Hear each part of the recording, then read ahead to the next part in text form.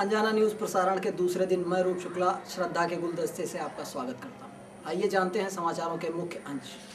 PPF पर अब लीजिए 8.6% ब्याज। महंगाई से त्रस्त मध्य वर्ग को राहत देते हुए केंद्र सरकार ने शुक्रवार को छोटी बचत स्कीमों पर ज्यादा ब्याज देने का फैसला किया है। केंद्र सरकार ने पब्लिक प्रोविडेंट फंड पर मौजूदा ब्याज की सालाना दर को 8 से बढ़ाकर 8.6% कर दिया है।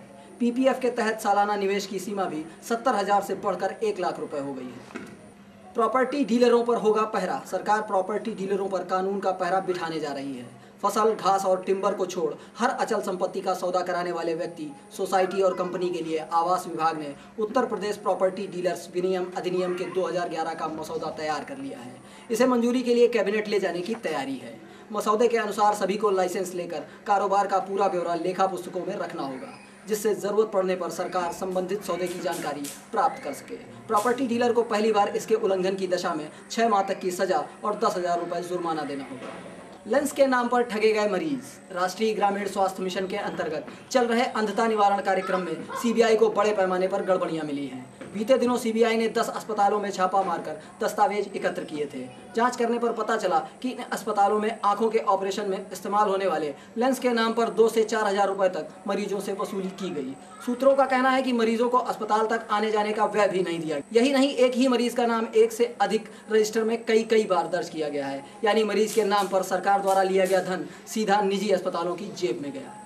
सेनानिवृत्त अधिकारियों को रखेगा बीएसएनएल। केंद्र सरकार ने आईटीएस अफसरों को कार्यमुक्त करने के साथ बीएसएनएल में कामकाज के लिए सेनानिवृत्त अधिकारियों को नियुक्त करने का फैसला किया है। इस योजना के तहत दूरसंचार विभाग ने सेनानिवृत्त अधिकारियों को बीएसएनएल में रखने के लिए शुक्रवार को सेवा शर्तें भी जारी कर दी हैं। इसमें सेनानिवृत्त अधिकारियों को 13,000 से लेकर 30,000 रुपये तक का प्रतिमाह भुगतान किया जाएगा। इनको कोई वित्तीय अधिकार नहीं दिए जाएंगे।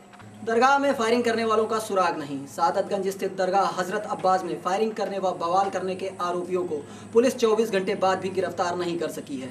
वहीं तनाव के दृष्टिगत दरगाह परिसर के बाहर पुलिस व पीएसी तैनात है। कुछ लोगों का कहना है कि पुलिस ने शुक्रवार सुबह दरगाह परिसर से वह पिस्टल बरामद कर ली है जिससे फायरिंग की गई थी, लेकिन पुलिस अधिकारी इससे इनकार कर रहे हैं। ध्यान रहे, दरगाह हजरत अब्बास में मुतवल्ली पद को लेकर गुरुवार को 2 पक्षों के लोग आमने सामने आ गए थे। विवाद बढ़ने पर एक पक्ष द्वारा की गई फायरिंग में गोली लगने से दानिश व फैजान लहूलुहान हो गए थे। दोनों को पुलिस ने ट्रामा सेंटर में भर्ती कराया था।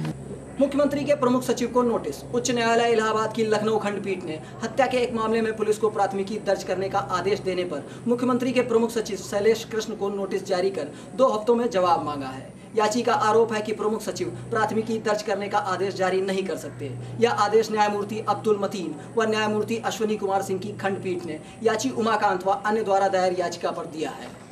लिफाफे में रह गया पीएम का संदेश। मौलाना अब्दुल कलाम आज़ाद की जयंती पर सरकारी स्कूलों में प्रधानमंत्री का संदेश पढ़वाने के मुद्दे पर चली सियासी आंधी में प्रदेश के परिषदीय स्कूलों में पढ़ने वाले 2 करोड़ बच्चों को प्रेरित करने का मकसद हवा हो गया। इस मामले में बीते 12 दिनों में सियासत की गंध सूंघी जाती रही।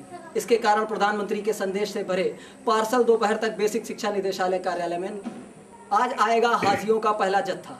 हज यात्रा पर गए यात्रियों को लेकर सऊदी एयरलाइंस की पहली 2 उड़ानें शनिवार को हैं। जद्दा से 600 हाजियों को लेकर पहला काफिला शनिवार को चौधरी चरण सिंह एयरपोर्ट पहुंचेगा। यहां हाजियों का इस्तकबाल हज समिति के अध्यक्ष लोक निर्माण व स्वास्थ्य मंत्री नसीमुद्दीन सिद्दीकी और हज मंत्री अनीस अहमद खां फूल बाबू करेंगे। दूसरी हरित क्रांति के लिए एनबीआरआई तैयार। वैज्ञानिक एवं औद्योगिक अनुसंधान परिषद के महानिदेशक डॉक्टर समीर ब्रह्मचारी ने कहा है कि सीएसआरआई इस मामले में धनी है कि उसके पास एनबीआरआई जैसा उद्यान है। डॉक्टर ब्रह्मचारी ने राष्ट्रीय वनस्पति अनुसंधान संस्थान द्वारा तैयार किया गया संरक्षणशाला के उद्घाटन पर कहा कि यह संरक्षणशाला शोधार्थियों व विद्यार्थियों के लिए उपयोगी साबित होगी।